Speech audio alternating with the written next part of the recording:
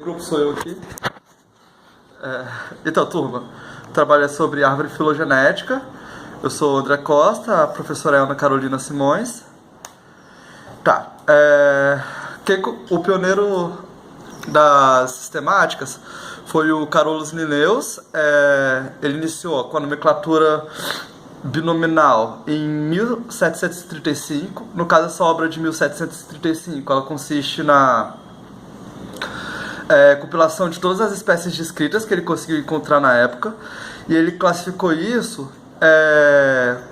latinizou, né, todos esses nomes, criando pela língua universal, que era o latim na época, né, um nome específico para cada espécie que já tinha catalogado naquilo. Além disso, ele fez a classificação hierárquica, que é aquele sistema de caixas sobre caixas que a gente viu, de reino composto por filos, compostos por classes, compostos por ordens, famílias, gêneros e espécies. E o final dessa obra tornou ele uma celebridade na Europa inteira, enquanto ele ainda era vivo. Então agora a gente vai entrar em sistemática. No caso, a sistemática, ela nasceu como sistemática evolutiva. O principal ator que eu achei foi Simpson. No caso, todas as sistemáticas que eu vou falando daqui pra frente tiveram diversos autores. Eu peguei o mais reconhecido de cada uma. E a sistemática evolutiva, ela tem como base a descontinuidade morfológica, e isso quer dizer então que ele evidencia as diferenças entre os táxons para conseguir encaixar ele assim numa classificação. Além disso, ele usa a monofilia mínima, que deve descender de um mesmo ancestral. Então, quando você tem muitas características semelhantes entre os indivíduos, então você já pressupõe a partir disso que eles partem de um ancestral em comum. Aí, em seguida, a gente tem a sistemática fenética. O autor mais reconhecido é Camin, e ela não pode ser conhecida de uma maneira objetiva. Ela se contradiz a sistemática evolutiva que a gente viu aqui de Simpson, pelo fato de que ela é menos simplista do que a evolutiva. Ela tenta reconhecer tanto as semelhanças quanto as diferenças dos táxons, para poder classificar assim as distâncias filogenéticas deles em um cladograma. E ela utiliza o máximo de caracteres para classificar a semelhança. Isso quer dizer que é a mesma coisa, né? Ela utiliza a maior parte de caracteres possível, diferente da evolutiva, que ela tentava propor a partir das diferenças. E agora a gente entra na sistemática filogenética. O principal autor é Heming, de 1950. Essa é a mais moderna de todas as sistemáticas, e ela tende a reconstruir a história da vida. Ela pode, né, reconstruir a partir de espécies viventes. No caso, essa sistemática ela já consegue usar, com base de análise de microsatélite, análises genéticas no geral, a distância que esses táxons estão efetivamente uns dos outros. Ela pode propor a partir daí graus de parentesco, e forma então os clades e as linhagens evolutivas. Na sistemática filogenética é onde a gente encontra aqueles cladogramas mais modernos que separam os seres viventes constituídos na mesma época da era que a gente vive, né? E a taxonomia é a escola, né, a ciência que se utiliza das sistemáticas para classificar e identificar espécies. Agora a gente vai entrar nos conceitos dessas árvores filogenéticas. Aqui eu vou começar com o conceito de homologia. Aqui a gente tem duas ordens irmãs, que são os nictiformes e os apodiformes. No caso, eu queria comparar aqui principalmente os apodide dos troxilide. No caso, eu deixei essa ordem irmã aqui só porque, como é muito difícil você ter gente que consiga fotografar os apodídeos de vida livre, a gente acaba não conseguindo evidenciar essa característica que eu queria mostrar para vocês, que é o bico. Se vocês repararem, a abertura do bico dessas aves, aqui dá para ter uma ideia do quanto ela abre também. É uma bocarra, a gente pode falar assim, né? E o que acontece? Eles têm um mesmo passado embrionário, uma mesma origem embrionária, né, quero dizer. E no caso aqui eu estou evidenciando os bicos. Os bicos eles crescem de maneiras muito semelhantes no embrião, eles são muito próximos filogeneticamente, porém eles apresentam funções muito distintas. No caso, esses indivíduos aqui, os apodídeos, se diferenciam dos troxilídeos, ambos são apodiformes, tá? Apodídeo e troxilídeo. Se diferenciam porque, no caso do troxilídeo, eles são nectívoros, então o aparelho bucal deles é voltado para conseguir entrar, né, dentro das flores e sugar o néctar. E os apodídeos, eles são comedores de plâncton aéreo. E isso separa eles, por mais que tenham a mesma origem embrionária, tem funções diferentes. Uma para néctar, outra para plâncton aéreo. No caso, o plâncton aéreo são pequenos insetos voadores, né, esse tipo de presa que eles comem. Tá, agora, analogia é quando diferentes origens embrionárias geram a mesma função. Aqui a gente tem animais muito distantes, filogeneticamente falando, mas eles possuem estruturas que têm a mesma função. No caso, a nadadeira dos peixes voadores, né, os beliformes, eles são modificados para se assemelharem com asas, e eles conseguem se utilizar, né, desse instrumento tanto para planar ou de fato efetuar pequenos voos, como para nadar. E assim como o Nanopteron aqui na foto, no caso ele é um suliforme e ele se utiliza das asas também para lançar voos, né, por mais que ele não seja uma ave muito ágil no voo. E ele usa a asa muito também para realizar natação. No caso, eu quis usar o exemplo dele, porque diferente, por exemplo, de um pinguim que tem a asa modificada em nadadeira, ele consegue ter muito mais movimento das asas embaixo da água, como se fosse um peixe ósseo mesmo. As asas dele, elas conseguem dar voltas muito melhores embaixo da água, ele consegue dar manobras muito eficientes por causa disso, assim como um peixe ósseo conseguiria. Convergência evolutiva são quando duas espécies possuem um antepassado diferente, porém, devido à pressão seletiva dentro do ambiente, elas acabam adquirindo características muito semelhantes. Aqui a gente tem um passeriforme, o Cianerpes cianeus, né, a saíra beija-flor, e o beija-flor vermelho, Chrysolampis mosquitos, o nome. São ordens diferentes, como vocês podem ver aqui, mas eles possuem hábitos muito semelhantes. No caso, ambos são nectívoros, então a gente tem esse bico deles muito semelhante um do outro. Reversão. No caso, reversão é quando um animal ele acaba se derivando para uma característica primitiva. No caso, na escala cronológica, como a gente vai ver mais pra frente, começaram com peixes cartilaginosos, seguiram peixes ósseos, os grupos foram se diferenciando nessa sequência. E quando a gente chega nos esfeniformes, os indivíduos eles passaram as asas dele a terem modificações muito semelhantes a nadadeiras.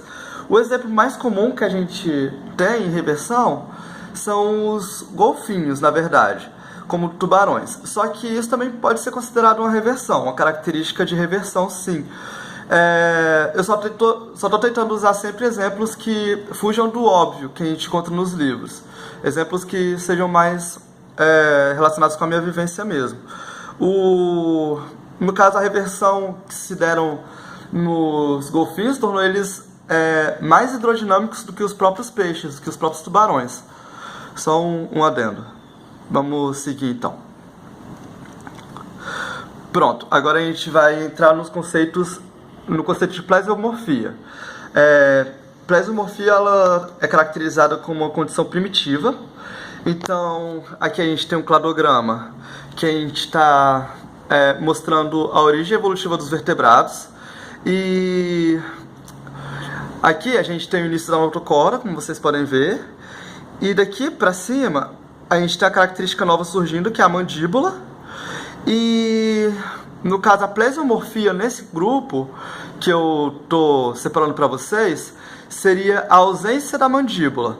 Então, quem estaria numa condição plesiomórfica aqui seria apenas a lampreia, porque ela é a única dos vertebrados que estão nesse cladograma que não possuem essa característica, né? Então, ela, nesse caso, a condição primitiva dela é a ausência da mandíbula. Mas isso tudo vai depender da ótica que você está olhando o cladograma. Você pode subir essa plesiomorfia para cá e falar que um caractere plesiomórfico, na verdade, são escamas. É só você começar o cladograma de peixes e você bota aqui como característica plesiomórfica escamas. Tudo isso vai depender da visão que você está tendo, né? Da distância que você está tomando dessas classificações. Simplesiomorfia. No caso, essa foto aqui ela não tem legenda porque é a minha própria mão. E a simplesiomorfia ela é uma condição primitiva, porém compartilhada. Quando a gente entra em vertebrados, a gente vê que teve o aparecimento, né, a partir dos tetrápodas, dos 5 dígitos em cada mão, em cada membro, melhor. Então, a gente teve essa característica primitiva e que ela já se derivou em alguns táxons. A gente tem, por exemplo, em equinos, a fusão desses dígitos. Em esquamata, lá nas serpentes, a gente tem a ausência total desses dígitos, né? Ocorre uma atrofia ainda no embrião nesses animais. E alguns táxons continuam mantendo esses 5 dígitos que começou lá nos tetrápodas. Então, isso seria uma simplesiomorfia. O sim, aqui na frente, ele é prefixo de compartilhado. Então, plesiomorfia, característica ancestral, e sim, característica primitiva compartilhada ancestral. É isso aí. Apomorfia. De novo, isso tudo sempre vai depender da distância que você está olhando dos cladogramas, né, para você poder definir se é uma simplesiomorfia, uma apomorfia, enfim, vamos continuar. No caso aqui eu escolhi como exemplo de apomorfia as penas das aves, e a apomorfia é uma condição plesiomórfica modificada. Então você tem uma condição plesiomórfica, aqui as penas, no caso, elas seriam equivalentes à plesiomorfia, que nesse caso seriam as escamas dos répteis, ou dos dinossauros, nesse caso, né? As escamas dos dinossauros, e essa escama ela vai ser modificada em penas. Quando acontece isso, a gente tem os primeiros... a gente tem lá o Archaeopteryx, né? Esses animais que tiveram as escamas modificadas em penas, então a gente teve aí uma modificação dessa plesiomorfia, né? Não é mais escama, e a gente tem o surgimento então agora de uma apomorfia. Então é basicamente isso, uma condição primitiva modificada, e uma sinapomorfia, aqui a gente vai, estou usando como exemplo, que é o compartilhamento dessa condição derivada. Então, aqui eu já entrei no exemplo dos mamíferos, né? Dentro dos mamíferos, a gente tem os ruminantes, que estão dentro da ordem Artiodactyla. No caso, essa ordem é composta por carneiros, hipopótamos, vacas, girafas, lhamas, camelos, todos eles têm essas divisões dentro do estômago, de abomaso, maso, próprio lúmen. Então, então, o estômago deles são divididos nessas câmaras, e cada uma delas é responsável por parte da metabolização do alimento. Então aqui a gente tem dentro dos mamíferos que eles costumam ter uma luz só dentro do estômago, sendo dividido em uma condição apomórfica a derivação, né, dessas câmeras, e voltando aqui para o sim como característica compartilhada, né, característica nova compartilhada, e uma autopomorfia. Uma autopomorfia é quando essa diferença ela está no final do cladograma.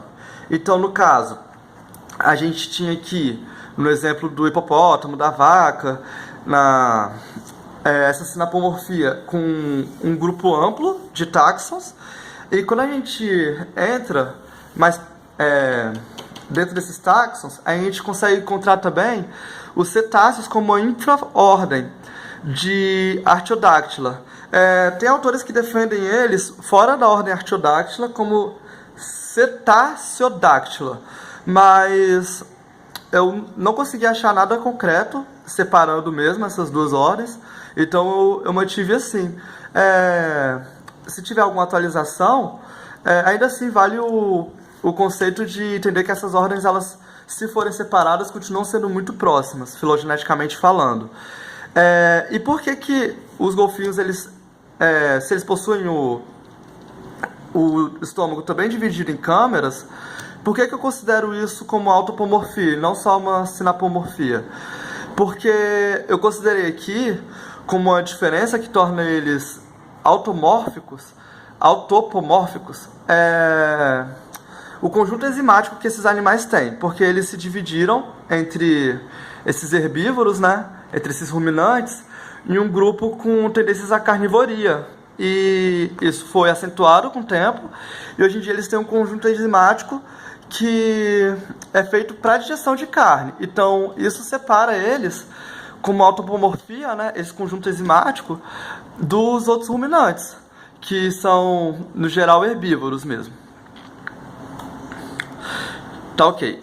Aqui eu montei alguns cladogramas para a gente conseguir entender a sequência lógica, né, de até onde eu quero chegar. Eu queria discutir um pouco com vocês sobre a bagunça que é quando você entra em cladística de aves. Mas vamos lá. A gente começa aqui falando que esse cladograma ele está representando o superdomínio biota. Começa com Eubactéria. No caso, o reino Monera ele foi dividido, né, em Eubactéria e Archaea. Eubactérias são as bactérias comuns que a gente está mais habituado a ver. As Archaeas são bactérias um pouco mais derivadas, elas têm um material genético um pouco mais complexo e elas costumam estar associadas a ambientes muito inóspitos, dentro de geyser, vulcão, esse tipo de coisa. Depois a gente entra em protista em diante, todos os reinos eles entram no domínio eucariota, porque todos eles possuem carioteca. Então, ok, protistas são classificados os protozoários, algumas microalgas. Depois a gente entra no reino Plantae, reino Fungi e o reino Animalia. Aí a gente vai adentrando cada vez mais até a gente chegar na classe que eu quero. No caso, a característica que separa o reino Animalia dos outros reinos é que eles são obrigatoriamente pluricelulares, são heterótrofos. Isso quer dizer que eles não produzem seu próprio alimento, eles têm que sempre buscar recursos do ambiente, e eles são capazes de responder ao ambiente que os envolve. Então, os animais, eles, no geral, de uma maneira simples falando, eles nunca estão em homeostasia com o ambiente. O ambiente ele sempre possui concentrações diferentes do que acontece dentro dos tecidos orgânicos dos animais. Ok, então, reino Animalia. Então aqui a gente está abrindo agora a caixa do reino Animalia, né? Ok. Aí, dentro do reino Animalia, a gente começa aqui falando do filo porífera, que é o mais primitivo de todos, são as esponjas do mar. Depois a gente entra em selenterados, que são bem primitivos também, que são as águas vivas, hidras, anêmonas. Aqui entram diversos filos que não caberiam aqui eu botar, que aí já começa a entrar Plateuminto, Anélida, Nemateuminto e muitos outros filos que alguns a gente nem tem tempo de estudar na graduação. Depois a gente já indo para os mais derivados, moluscos, artrópodes, equinodermos, que é o grupo das estrelas do mar, ouriços, que são mais próximos filogeneticamente dos cordados, e a característica dos cordados são túbulo nervoso dorsal, cefalização, simetria bilateral e eixo antero-posterior. No caso, eixo antero-posterior está relacionado com essa relação cabeça-cauda, né? Além disso, cordados costumam ter processos que se formam, pelo menos no embrião, sempre, que são fendas branquiais e cauda. No mínimo em embrião a gente vai ver essas características, e notocorda também. Conforme muitas espécies elas se desenvolvem, essas características vão se perdendo. Podem se perder, como cauda, brânquia e a própria notocorda, ficando só o tubo nervoso central, né? Que seria equivalente à nossa medula óssea mesmo. Ok, aqui a gente abre a caixa do filo cordata. Dentro do filo cordata a gente começa com anfioxos. Anfioxos são quase que larvas, só que eles possuem a notocorda já bem desenvolvida. Eles não têm um processo de cefalização desenvolvido. A cabeça ela é bem junta com as outras vísceras do corpo dele. E a partir de anfioxos a gente já começa a ter derivação, né, da cefalização. A gente entra na classe Myxine, que são enguias da água, e elas já possuem a cefalização, né? Depois a gente entra em hiperoartia, isso, que são as lampreias. E a partir daqui a gente tem mandíbula, que a gente entra nos condrictes, que são os peixes cartilaginosos. A partir daqui, o que difere os condrictes para actinopterígide é a presença já dos ossos mais calcificados, em vez de ser um esqueleto cartilaginoso como a gente tem em condrictes. Referente a essa classe actinopterígide, eu achei gente definindo elas como osteícte também. Aí eu fiquei em dúvida, eu achei essa, me passou mais confiança, então eu botei. A partir daqui, a gente tem a derivação dos tetrápodes, que surgiu de um grupo dentro dos peixes ósseos. Esse grupo já foi extinto, a gente não tem mais representantes viventes, só que eles deram origem eles formaram esses 4 membros, né? E isso, conforme foi se derivando, foi gerando origem a classe dos anfíbia. Ok, o que difere os anfíbia do restante, a partir de agora, é o amnion. O amnion ele é uma membrana que reveste os embriões, e a presença desse amnion ele serve tanto para evitar a dessecação, né, a desidratação desses embriões, como também ele consiste em resistência a impacto mecânico.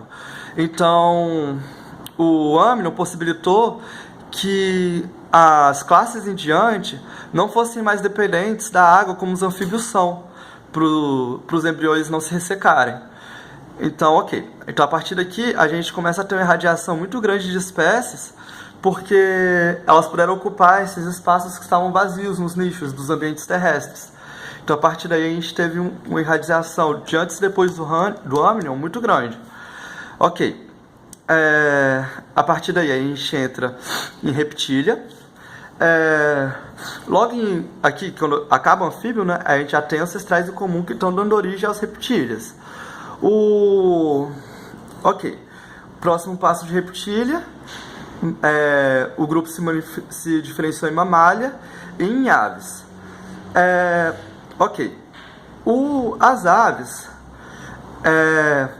o grupo répteis, ele é um grupo não monofilético quando você olha a taxonomia como ela é categorizada como hoje, que são apenas répteis e dinossauros, né, descritos aqui como monofiléticos. Se você incluir as aves, aí passa a ser um grupo todo monofilético. Mas por que se deve incluir ou não as aves? Então, os répteis, a origem evolutiva deles começou com répteis anapsidas, que esses termos anapsida, sinapsida, diapsida, eles são relacionados a fenestras temporais. São buracos que a gente tem dentro do crânio, que, dependendo do táxon, esses buracos se apresentam ausentes em um par ou 2 pares. Ok. E isso é muito bom para a gente conseguir categorizar o passado evolutivo desses indivíduos. Dentro de anapsida, a gente tem aqui répteis e aves entrando dentro do que a gente chama de sauropsidas. Os sauropsidas, eles se dividem em diapsidas, que os diapsidas são representados pelas aves, pelos répteis e pelos crocodilos. No caso, os répteis que eu falo são lacertilha, né, e esquamato, são lagartos e serpentes. Tá. E o sauropsida ele também tem um ramo dele que é o anapsida. O anapsida ele é o primordial de todos. Hoje em dia a gente só tem como representante deles a ordem Testudinata, que são as tartarugas em geral, tartaruga marinha, cágaros e jabutis. Então, ok, aqui nos anfíbios a gente teve um ancestral comum que era anapsida, então. Esses anapsidas, eles se diferenciaram em dois, em sinapsida e anapsida, além de continuar os anapsidas também. Então, os sinapsidas foi a primeira divisão que surgiu nos anapsidas, esses répteis sinapsidas que deram origem aos mamíferos. Então, isso é uma característica ancestral que está presente somente nos mamíferos e está presente em todos os mamíferos. No caso, depois disso, a gente tem os anapsidas continuam com os representantes viventes, que são os testudines, e a partir daí teve a primeira divisão, sinapsida, que a gente falou agora, e teve a próxima divisão, que foi os diapsidas, que são duas fenestras temporais, que é representado pelas aves, crocodilos e répteis. O problema é que os crocodilos, eles estão na diferenciação aqui, nos répteis, nessa escala, seria equivalente ao início dos dinossauros. Eu não considerei grupos extintos aqui na apresentação desse trabalho, porque eu acho que não caberia, iam ficar um cladograma muito cheio.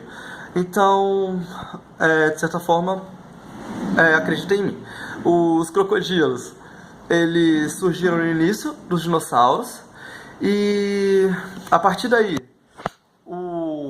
a gente teve um dinossauro ancestral. Esse dinossauro teve ramo deles que se manteve vivente até hoje, que são os crocodilos. Outro ramo deles passou pelo Archaeopteryx e se manteve nas aves, teve a radiação das aves hoje em dia. E o ancestral disso tudo formou o primeiro dinossauro desses todos, né? O ancestral comum mais antigo, que era diapsida, que deu origem aos lagartos e répteis que a gente conhece hoje.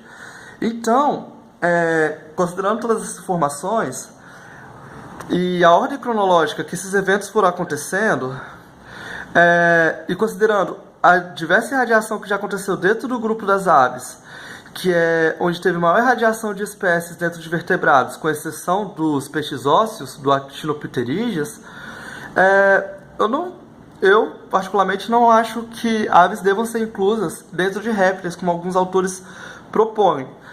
Eu já vi também, né, alguns trabalhos na internet falando que o mais ideal nesse caso, então, seria, considerando o tempo evolutivo que ocorreu a separação desses táxons, que fosse separado, na verdade, reptília, se mantém em reptília apenas lagartos e serpentes, e a gente tira a ordem Testudinata para poder criar uma classe nova, e crocodília para poder gerar uma nova classe também.